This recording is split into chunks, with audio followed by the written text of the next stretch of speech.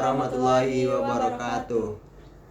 Halo sanak-sanak sadonyo, selamat datang di podcast IKM ITERA. Perkenalkan, nama Wak Berliana Endah Putri dari Prodi Sains Data dari IKM 22. Perkenalkan, nama Wak Anafia Dinata dari Teknik Geologi 22 dari IKM Angkatan 2022. Pada kesempatan kali awak akan meminta waktu sanak-sanak sadonyo untuk menyaksikan podcast dalam waktu beberapa menit kedatang. Dan kaliko awak ditemani sama narasumber yang tidak kalah hebatnya, yaitu salah satu alumni dari IKM ITERA, yaitu Uda Hanafi Pane. Silakan untuk memperkenalkan diri.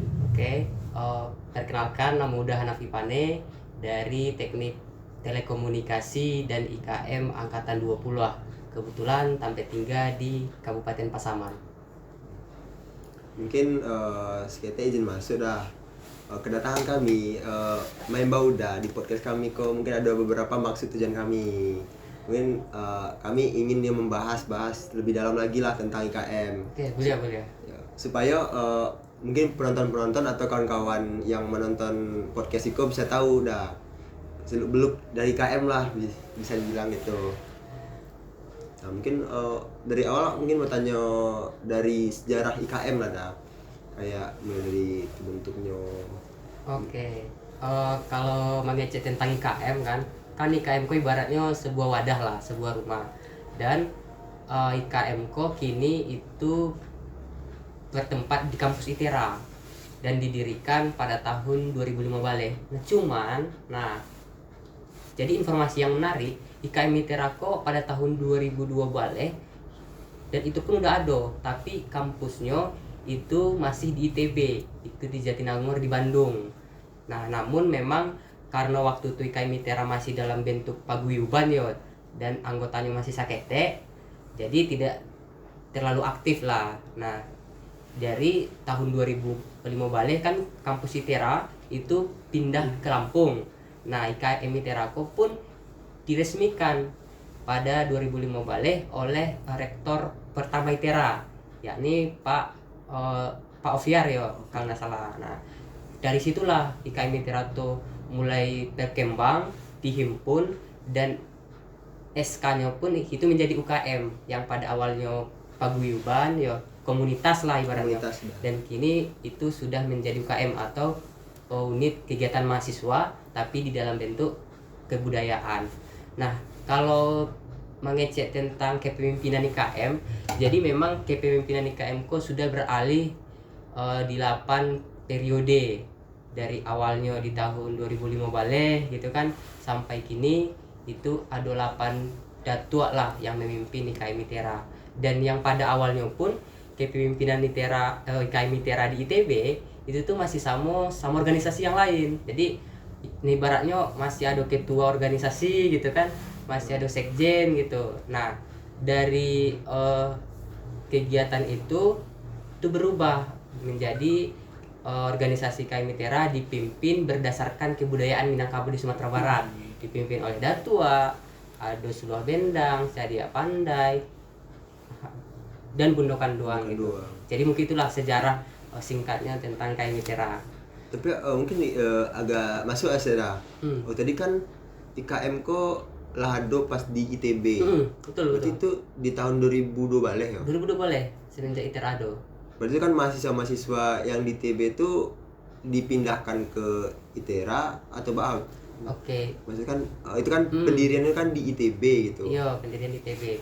Nah, kan jadi pada waktu di tahun 2002 balik pas IKM ITERA tuh ada, itu kan organisasinya dalam bentuk komunitas lah, tidak ada organisasi ataupun organigram yang terstruktur secara kepengurusan gitu. Masih sebuah wadah mahasiswa. Misalnya kalau ada mahasiswa dari Sumatera Barat yang kuliah ke ITB ataupun ke ITERA, ya disitulah tampeknya gitu, tampeknya Mauta ataupun tampeknya Batanyo gitu.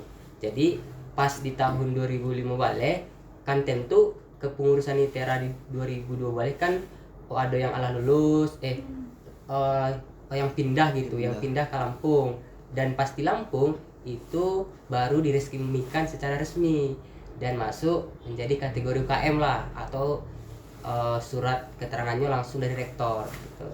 Berarti yang lah resminya itu di tahun 2005 balik ya di ITERA gitu. Iya, 2005 balik di ITERA secara kepengurusan ya. Secara pengurusannya dah.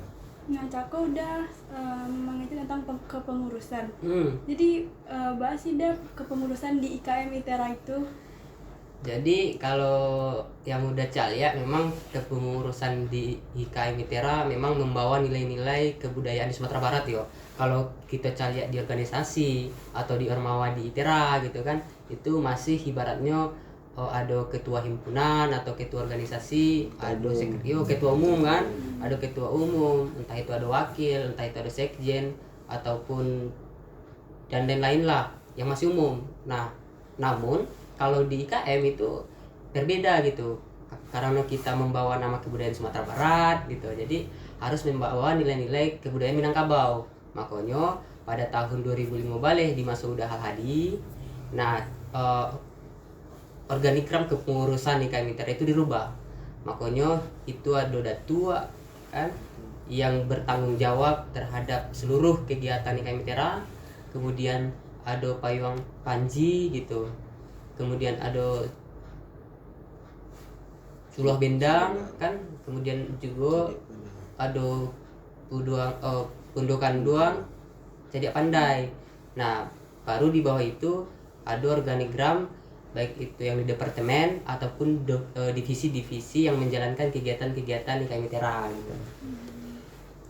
Jadi untuk masuk divisi-divisi itu yang kayak datu, jadi pandai itu ada kriteria atau ciri-cirinya enggak dah? Misal dari kalau datua itu enggak termasuk divisi ya mungkin. Jadi kalau datua tuh kalau di organisasi yang biasa mungkin jadi ketua umum lah. Nah, ya kan? Ketua umum. Nah, kalau payung panji itu ibaratnya ampe pilar yang pernah menjabat di kepengurusan IKM yang udah lulus gitu kan, atau yang habis masa periodenya, ibaratnya jadi Dimisioner lah. iyo dimisioner sampai patanyo atau sampai menasihati lah kalau misalnya ada yang salah. Dan untuk persyaratan menjadi datua itu sebetulnya ndak ada yang khusus lah, cuman kan pemilihan datua di IKM itu pun yang menjadi perbedaan sama di organisasi lain yang di ITERA. Kalau di ITERA di ITERA kan itu ada pemilihan umum kan, misalnya ada KPR-nya. Iya, ada KPR-nya gitu, dan pemilihannya pun kan voting biasanya kan, siapa yang paling banyak itu yang menang, visi segala macam kan. Nah, cuman yang berbeda yang di IKM kok itu dipilih secara musyawarah dan mufakat gitu. Semua masa IKM itu dikumpulkan, misalnya ada calon datua 3 orang yang ingin maju gitu, tentu dari 3 orang kok kan dicari ya gitu, dimusyawarahkan lah siapa yang memang yang bisa menjalankan kepengurusan IKM ITERA di 1 tahun yang akan datang gitu. Jadi itulah yang paling salah satu yang menarik lah di IKM ITERA. Berarti memang di IKM ku memang menganut adat budaya yang ada di kampung awak budaya. Di kampung awak di Sumatera Barat gitu. Mengutamakan musyawarah untuk mufakat, pemimpin gitu. Betul. Itu mungkin ada pertanyaan Cik Laida. Mungkin IKM itu kan organisasi lah ibarat kalau di kampus, organisasi Ormawa mahasiswa gitu ya. Ormawa. Ada nggak sejak kerjasama misalnya kayak kerjasama IKM misalnya collab atau dengan acara yang ada di ITERA, acok nggak ada gitu? Oke, kalau udah memang kebetulan di tahun 2020 itu sebagai staf divisi ekstra kampus kan, tahun 2021 itu sebagai kadep eksternal, dan memang kadep eksternal lah yang menaungi terkait kerjasama antar organisasi di ITERA. Memang kalau IKM kok memang banyak lah bekerja sama dengan ormawa ITERA. Misalnya ada perhimpunan UKM kebudayaan di ITERA, entah itu Himalaya, entah itu Umpasa dan segala macam kan, ataupun dengan organisasi himpunan, dengan himpunan atau misalnya himpunan mahasiswa elektro dan segala macam, dan bahkan bekerja sama dengan KM ITERA, dan yang di luar pun ada, di luar misalnya dengan pemerintah Sumatera Barat, dengan pemerintah Kabupaten Pasaman gitu kan. Dan untuk kegiatan kolaborasi itu ada banyak gitu, itu baik itu di internal kampus maupun itu di eksternal kampus gitu. Berarti termasuk terkenal lah IKM kok ya dah. Ya lumayan, sangat terkenal malah. IKM IKM tuh kepanjangannya kan Ikatan Keluarga Minangkabau. Iya. Berarti kalau misal yang bukan orang Minangkabau atau orang yang bukan dari Sumatera Barat itu boleh masuk nggak ada ke organisasi IKM kok? Oke. Jadi memang kalau dicari dari namanya kan Minangkabau gitu, berarti memang harus orang Minangkabau gitu yang masuk. Tapi enggak, yang memang dari Minangkabau atau dari Sumatera Barat yang kuliah di ITERA, ataupun dari pihak individu yang ingin belajar mengenai kebudayaan Minangkabau di Sumatera Barat gitu. Jadi dari mana-mana pun itu boleh masuk. Misalnya ini dari Bekasi kan, atau dari Sumatera Utara, yang memang kalau di Sumatera Utara kan mayoritas itu Batak kan misalnya lah. Nah, kalau misalnya Neo Peraja Kebudayaan Minangkabau terkait entah itu sistem organisasi, tutur kata gitu kan, dan segala macam, ya boleh saja, boleh, dan mengikuti persyaratan yang memang yang ada gitu kan, pasti adalah persyaratan untuk masuk ke IKM ITERA. Berarti IKM kok tidak membatasi lah orang-orang yang ingin bergabung ke organisasi gitu ya? Iya, tidak membatasi. Mungkin itu ada pertanyaan cewek mungkin. Iya. Mungkin banyak mahasiswa-mahasiswa yang dari rantau yang kuliah di Lampung. Dan itu kan harusnya sebagai mahasiswa kan inginlah mendapatkan bantuan kayak beasiswa lah. Ada enggak sih beasiswa dari kampung atau dari nagari dari Sumatera Barat tuh untuk orang-orang IKM atau orang-orang Minang lah, orang-orang Sumbar lah yang ada di ITERA kok? Oke. Jadi memang salah satu permasalahan dari mahasiswa ya untuk menempuh di perkuliahan kan salah satunya dari UKT kan, dari UKT atau masalah di finansial lah. Jadi yang menariknya, nah itu dia. Jadi yang di ITERA ataupun di IKM ITERA itu ada yang namanya beasiswa dari pemerintah Sumatera Barat, dan memang itu ada dan difasilitasi oleh kemahasiswaan ITERA. Jadi dari pihak ITERA dan pemerintah Sumatera Barat itu adalah teken MOU lah, atau ibaratnya kerjasama.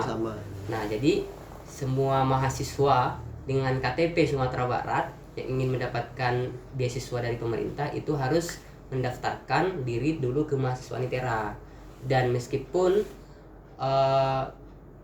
selain itu ya ada, selain dari beasiswa pemerintah yang di provinsi, yang di kabupaten pun ada. Misalnya yang di Tampi Uda di Kabupaten Pasaman ada beasiswa anak nagari misalnya ada, dan di setiap kabupaten itu pasti ada beasiswanya, yang di Kabupaten Pasaman, Kabupaten Sijunjung, dan segala macamnya. Dan kalau misalnya pun informasi beasiswa dari kabupaten atau dari Sumatera Barat itu sakete, beasiswa di ITERA pun itu banyak. Misalnya ada beasiswa Pertamina, ada beasiswa Bank BRI, BSI, dari BI, segala macam itu banyak. Jadi kalau masalahnya terkait masalah finansial, kayaknya itu masih bisa ditanggulangi lah gitu dengan beasiswa yang lumayan banyak di ITERA dan lumayan banyak dinaungi oleh IKM ITERA gitu. Mungkin banyak memang bantuan-bantuan untuk mahasiswa-mahasiswa kurang awak, apalagi yang kuliah di luar kampung gitu, masih menerima bantuan-bantuan gitu ya dari pemerintah kurang awak ada ya. Iya. Terus mungkin Berarti selain beasiswa, selain tadi kata udah IKM Kola terkenal 55, itu berarti adalah IKM Ko diundang untuk kamah-kamah sih ada misalnya kayak kampus lain atau diundang di kampus ITERA itu dari misalnya yang kayak kemarin yang Patang tuh PPLK ada nggak sih dah? Iya. Kalau IKM ITERA kan lah diundang di berbagai kegiatan ya, baik itu di intrakampus maupun di ekstrakampus. Jadi kalau di intra kampus itu biasanya diundang untuk kegiatan wisuda ITERA. Itu memang kebudayaan Minangkabau itu ditampilkan gitu. Kayaknya ibaratnya itu di show up mana lah gitu untuk kebudayaan Minangkabau di wisuda ITERA. Tadi yang di KCA, yang di PPLK ITERA, ataupun ada di kegiatan misalnya ada SG yang materinya itu dari luar ataupun dari kementerian dibuka ITERA, itu pasti untuk penyambutannya memakai tarian dari IKM ITERA. Dan itu yang menarik, dan pun tidak hanya di yang di internal kampus, yang di eksternal pun ada. Misalnya ada kegiatan dari Provinsi Lampung, pemerintah di Provinsi Lampung misalnya. Patang tuh sempat ada festival Tambuah Nasional yang dilaksanakan di kantor Gubernur Lampung, dan IKM ITERA pun diundang gitu. Jadi untuk masalah tampil dan kegiatan itu lumayan banyak di kegiatan-kegiatan ITERA dan di luar ITERA gitu. Dan pun kalau tidak salah untuk yang dipertunjukkan kesenian, IKM ITERA pun itu melaksanakan agenda latihan rutin ya. Itu biasanya kan kalau tidak salah di Selasar B kan, di Selasar Gedung B ITERA. Nah itu tuh ibaratnya menjadi sebuah wadah lah untuk mahasiswa ITERA, ibaratnya mahasiswa umum yang ingin mempelajari, melihat dan merasakan bagaimana sih kebudayaan Minangkabau itu sendiri tanpa langsung pergi ke Sumatera Barat gitu. Berarti termasuk selain masuk IKM kok menguntungkan lah gitu. Menguntungkan bisa mana? belajar tentang budaya Minangkabau, Ya. bisa belajar menari, belajar musik, itu bisa dikenal lo sama banyak orang, bisa Ya. dikenal sama rektor, dikenal sama dosen-dosen, orang banyak. Ya betul. Dan memang informasi yang menariknya bahwa dan kebanyakan dosen itu yang di kampus ITERA ya, itu rata-rata dari Minangkabau, dari Sumatera Barat gitu. Berarti dosenku banyak orang awak juga Banyak ya. orang awak, Banyak iya. Gitu. Jadi nah ibaratnya kalau tuh bahas sama dosen, kalau dosen tuh tahu awak tuh dari orang Minang gitu, dari Sumatera Barat, pasti yang ditanya, oh anggota IKM ITERA yo gitu, pasti itu. Karena memang lah menjadi ciri khas lah bahwasannya mahasiswa Minang tuh pasti mahasiswa IKM ITERA gitu. Lagi IKM ITERA namanya udah ala naiknya lah Ayo, ya. betul. Nah, jadi itulah sanak-sanak sadonyo IKM ITERA ko dimulai dari sejarah, cara kepengurusan, nilai-nilai jual yang ditampilkan di IKM ITERA ko mungkin banyak mana sana. Itu pun IKM ITERA ko bisa tampil unjuk diri lah di luar maupun di dalam kampus gitu. Mungkin banyak lah pengalaman mahasiswa yang alah mengikuti IKM ITERA ko, dimulai dari kesenian ataupun itu cara berorganisasi, cara kepemimpinan di Sumatera Barat, mengenal adat dan budaya, mungkin kayak gitu sanak-sanak sadonyo.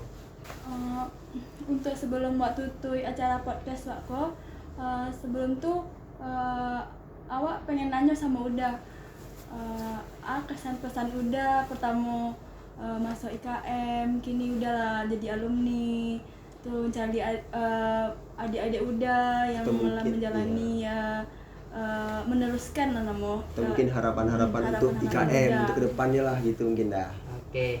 Kalau dari Uda, yang pertama memang dari awal masuk ke IKM kan di tahun 2020 lah, dan kini lah di tahun 2024, dan alhamdulillah lah hampir mau lulus gitu. Yang pertama udah tuh Nio ngasih pesan lah untuk ke adik-adik, entah itu yang baru masuk ataupun yang sedang mengikuti kegiatan perkuliahan, bahwasannya dari Sumatera Barat ataupun dari Uda Uni yang berasal dari Sumatera Barat itu tuh adalah menyediakan sebuah wadah untuk berdiskusi terkait akademik, kegiatan perkuliahan ataupun yang di non akademik. Harapannya IKM ITERA dimanfaatkan sebagai wadah yang bermanfaat lah, dan juga harus melestarikan nilai-nilai kebudayaan Minangkabau gitu. Yang kedua, untuk yang udah Cia lihat dari tahun 2020 sampai kini di tahun 2020 sampai itulah banyak sekali perubahannya, dari entah itu dari struktur organisasi, dari yang awalnya kegiatannya masih sakete gitu, ataupun yang kegiatannya masih yang tahunan gitu ya. Ada kegiatan FM, ada FG, ada yang disnatalis gitu. Nah cuman itu saya gitu. Dan kini itulah banyak berkembang gitu, entah itu kegiatan yang podcast yang kini awak lakukan, ataupun kegiatan-kegiatan latihan kebudayaan yang dilaksanakan di ITERA gitu. Dan harapannya itu harus terus dilaksanakan. Dan pesan juga untuk adik-adik yang menempuh kegiatan perkuliahan kini, harapannya memanfaatkan waktu dengan sebaik mungkin dan mencoba apabila ada sebuah tantangan gitu. Kalau misalnya ada tantangan di perkuliahannya, udah dicoba saja gitu. Jangan pernah menghindari tantangan itu, karena tanpa awak melakukan tantangan itu, awak tuh tidak akan bisa berkembang. Mungkin itu pesan dan kesannya ya selama masuk di IKM ITERA itu. Nah untuk harapan udah nih, berarti supaya lebih berkembang lagi lah kan. Berkembang. Nah itu pun juga menjadi harapan bagi kita semua lah mungkin dah. Untuk kita sadonyo harapan kok IKM ko tari berkembang untuk maju lebih ke depannya, lebih baik lah berada ya. Iya, mudah-mudahan gitu. Mudah-mudahan. Jadi mungkin segitu ya sanak-sanak sadonyo untuk podcast IKM kali ko. Diharapkan untuk kawan-kawan yang sedang menonton memahamilah isi video ko, bahwasanya banyak hal-hal positif, hal-hal yang baik yang berada di IKM ITERA. Mungkin cukup sekian podcast kali ko. Semoga kita bertemu di lain hari.